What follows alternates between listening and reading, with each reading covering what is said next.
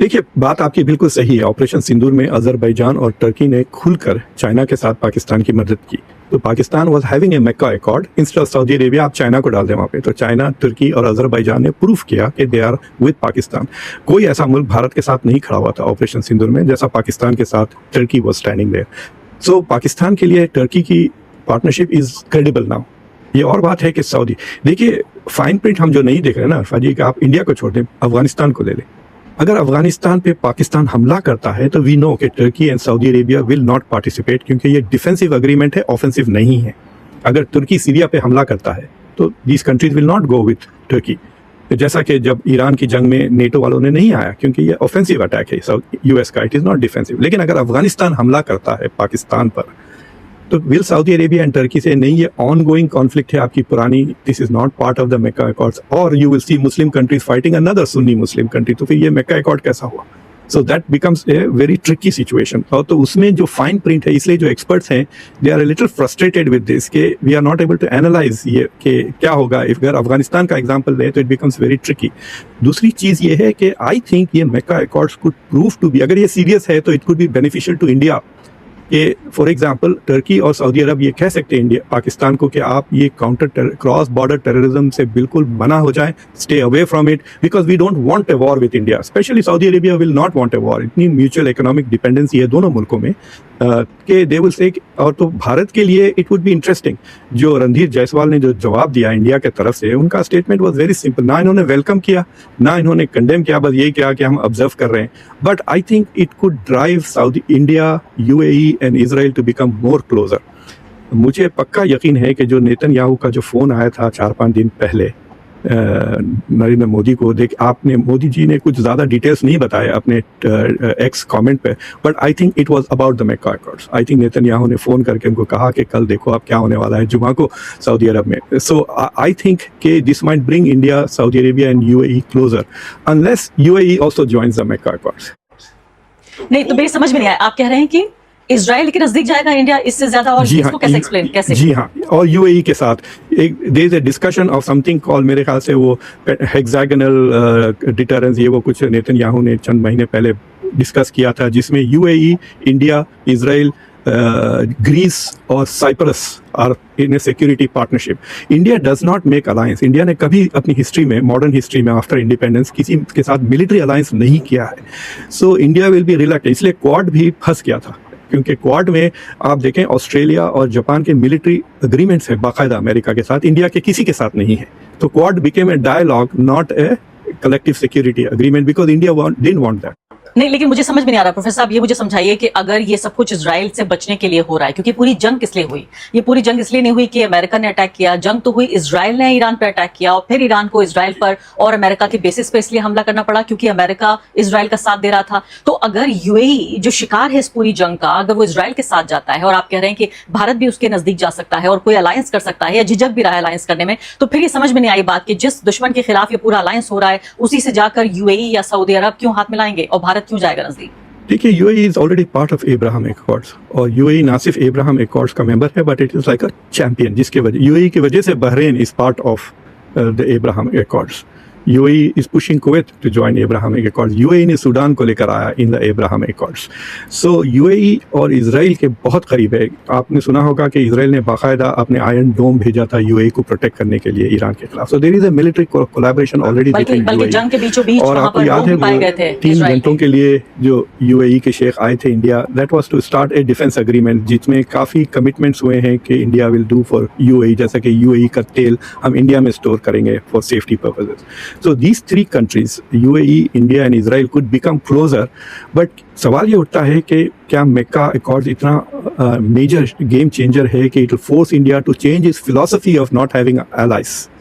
कि मतलब ये जो बहुत बड़ा कदम होगा अगर इंडिया फॉर्मली एलाई बन जाता। But let me tell you this much Arfa ji, जो क्वाड के अंदर जो मिलिट्री कोलैबोरेशन है अमेरिका के साथ, इंडिया का, जापान के साथ, it is far more developed and advanced than UAE, Saudi Arabia Pakistan या सऊदी अरेबिया के टर्की।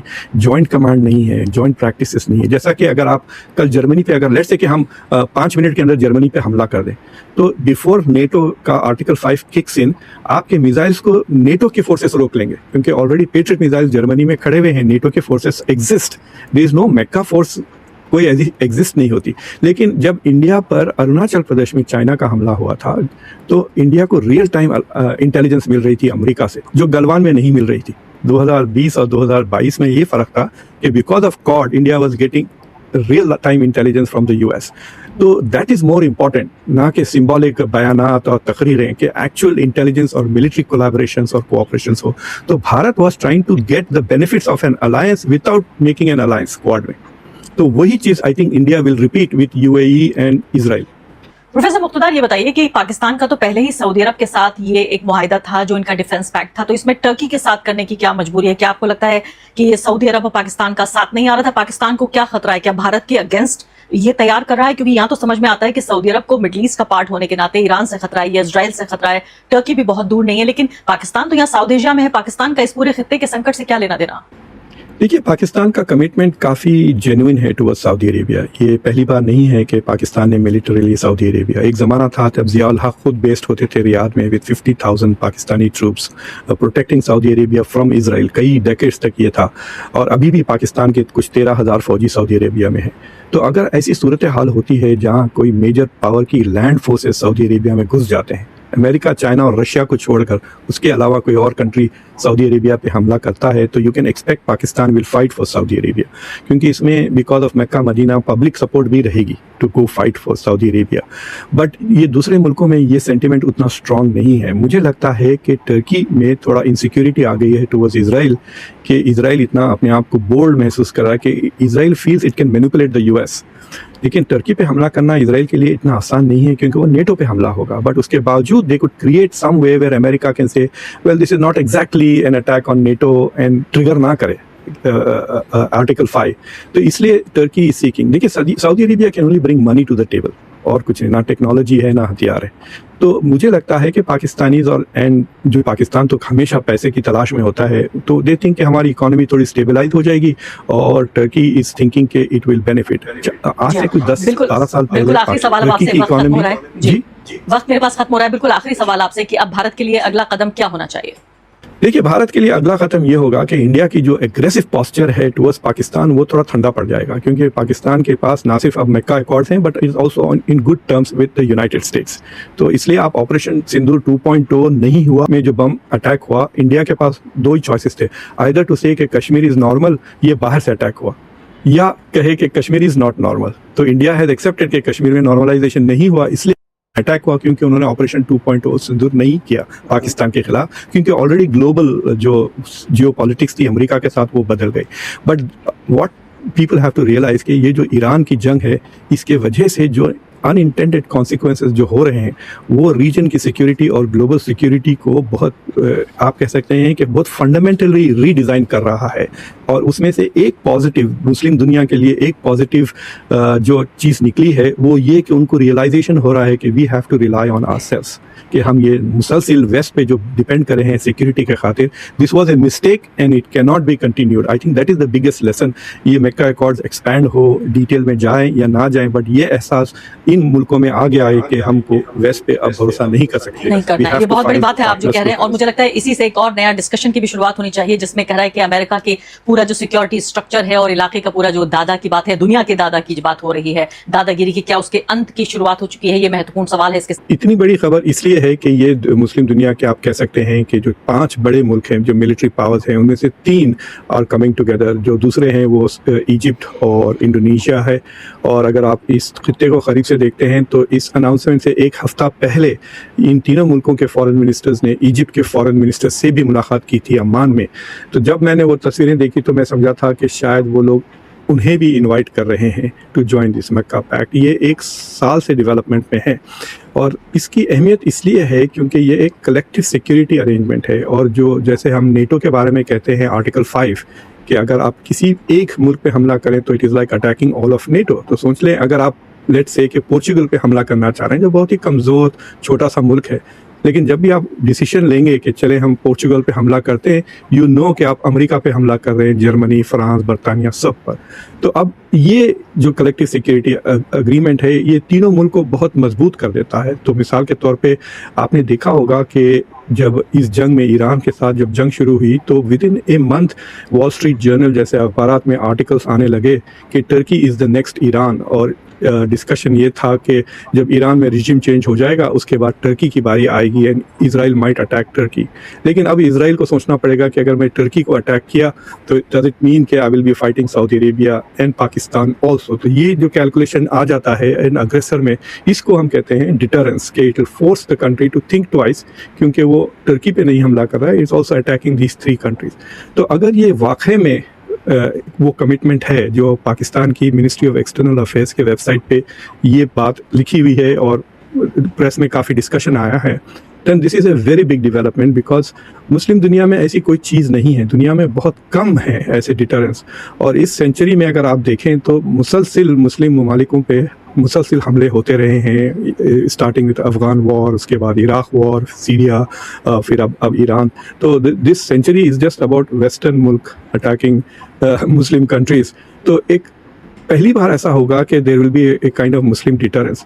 लेकिन ये क्या ये क्रेडिबल है? ये इंडिया के लिए जो सवाल है, it is very serious. For example let us से 1000 बार खुदा न खास्ता, लेकिन अगर कोई पहलगाम जैसा एपिसोड दोबारा हो जाता है कश्मीर में या दिल्ली में, एंड इंडिया डिसाइड्स टू से कि ऑपरेशन सिंदूर 2.0 हम करेंगे, तो पाकिस्तान में हमला करने से पहले विल इंडिया थिंक ओ इसका मतलब कि हम टर्की और सऊदी अरेबिया पे भी हमला कर रहे हैं? If that factors in, then this is a serious agreement. लेकिन अगर इंडिया फुल कॉन्फिडेंस से अटैक करता है पाकिस्तान, knowing कि they will not come to their aid, then this is a useless argument. जैसा हूती ने अभी हमला किया बॉर्डर पे, 11 सऊदी इंजर्ड हो गए, पाकिस्तान की तरफ से कोई जवाबी कार्रवाई नहीं हुई। So I'm not taking the other deal very seriously at all. लेकिन पाकिस्तान इंडिया के लिए it is an interesting scenario, क्योंकि अगर लेट्स से कि मक्का अकॉर्ड थोड़ा और फैल जाता है, इजिप्ट भी आ जाता है या कतर जो है, इंडिया का $200 बिलियन का ट्रेड है इन द मिडल ईस्ट, और इंडिया के तकरीबन 1 करोड़ इंडियंस उस गल्फ कंट्रीज और मिडल ईस्ट में काम करते हैं। तो India has very good relations with the Arab world, Pakistan से बहुत बेहतर। और लेकिन सिक्योरिटी अरेंजमेंट में Pakistan is leading, economic dependency India के साथ है, अरब मुल्कों ने इंडिया में भी इन्वेस्ट किया हुआ है, खुद सऊदी अरेबिया ने बिलियंस ऑफ डॉलर्स। तो एक किस्म से इंटरडिपेंडेंस ऐसी आ गई कि India will hesitate to attack Pakistan, knowing के इकोनॉमिक इंटरेस्ट भी हर्ट कर सकता है सऊदी अरेबिया। जी हाँ, आप बहुत दिलचस्प और बहुत ही अहम बात इस वक्त आप ये कह रहे हैं। मैं इसको इस तरह से देखना चाहती थी कि अगर ऐसा होता है तो क्या सऊदी अरब जो भारत के लिए बहुत करीबी दोस्त भी है, पहली बार ऐसा देखा गया कि नरेंद्र मोदी भारत के प्रधानमंत्री सऊदी अरब गए, उनको बड़े बड़े सिविलियन जो हैं वो अवार्ड्स दिए गए, और ये माना जाता है कि उन्होंने अपनी डिप्लोमेसी को भी पर्सनलाइज किया है, और पर्सनलाइज करके तमाम अरब देशों से, यानी भारत में मुसलमानों की क्या हालत है वो दीगर बात है कि वो किस तरह से सेकंड क्लास सिटीजन के तौर पर ट्रीट करते हैं, लेकिन जो पैसे वाला मुसलमान है और भारत के बाहर रहता है, जो शेख है, उनके साथ उनके बड़े अच्छे संबंध हैं। तो ऐसे में क्या सऊदी अरब पाकिस्तान का साथ देगा अगर ऐसा कुछ दोबारा हमारे बीच तनाव पैदा होता है? और टर्की के साथ तो हम ये नहीं कह सकते कि बड़े भले, यानी हम टर्की को पहले टेस्ट कर चुके हैं और टर्की फेल हो चुका है, तो उस लिहाज से अगर देखा जाए तो सिर्फ इसमें सऊदी अरब मुझे अभी तक ऐसा लग रहा है, जो मुझे नहीं लगता कि भारत के ऊपर हथियार उठाएगा। आपका क्या मानना है?